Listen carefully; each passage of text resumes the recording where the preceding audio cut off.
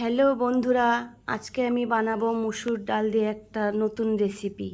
এখানে আমি 100 গ্রাম মুসুর ডাল মিক্সিতে গ্রেট করে নিয়েছি। এরপর এখানে আমি দিলাম 2 টেবিল চামচের মতো বেসন, একটু লঙ্কার গুঁড়ো, একটু জিরের গুঁড়ো আর 2টো ডিম।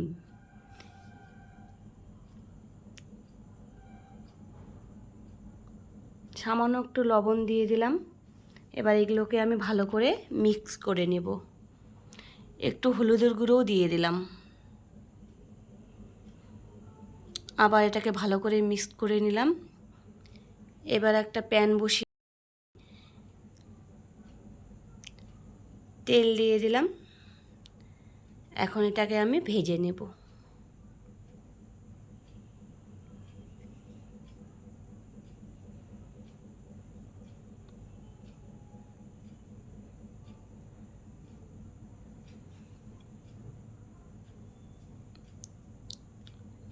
এবার এটাকে আমি উল্টে দিব।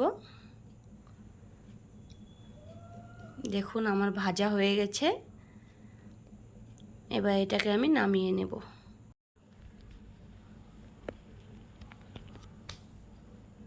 এরপর এটা আমি পিস পিস করে কেটে নেব।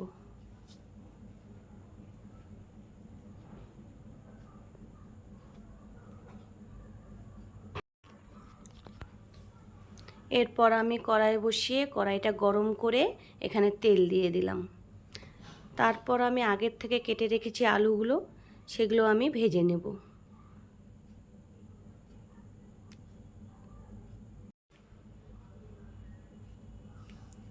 একটু লবণ আর একটু হলুদ দিয়ে আলুগুলোকে ভেজে নেব।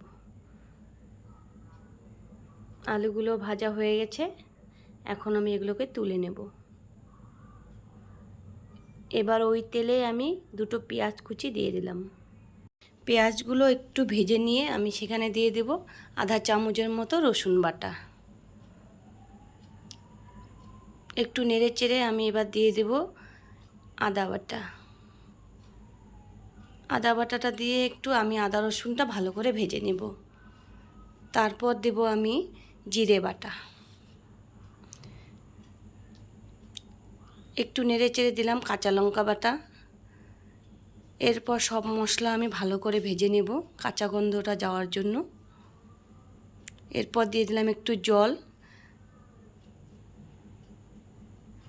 দিলাম 1 চামচের মতো লবণ, 1 চামচ হলুদ গুঁড়ো আর 1 চামচ লঙ্কার গুঁড়ো। সব মশলা ভালো করে নেড়ে চেড়ে নেব। মশলা কষানো আমার হয়ে গেছে। দেখুন মশলা থেকে তেল ছেড়ে দিয়েছে। এবার আমি এখানে দিয়ে দেব ভেজে রাখা আলুগুলো। এবার আমি আলু আর মশলাগুলো একসাথে কষিয়ে নেব। আলু আর মশলা আমার কষানো হয়ে গেছে। এখন আমি জল ঢেলে দেব। জলটা দিয়ে একটু নেড়ে চেড়ে নেব। তারপর ফোটানো পর্যন্ত অপেক্ষা করব। ঝোলটা ফুটে গেছে দেখুন। এবার আমি ভেজে রাখা বড়িগুলো দিয়ে দেব।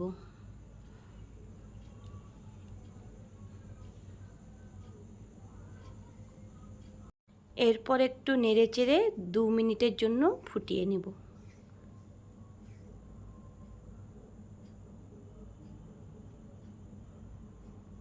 2 মিনিট হয়ে গেছে। এবার নামিয়ে নেব। দেখুন কত সুন্দর লাগছে দেখতে। এটা ছোট থেকে বড় সবাই পছন্দ করবে। একবার বানিয়ে দেখবেন।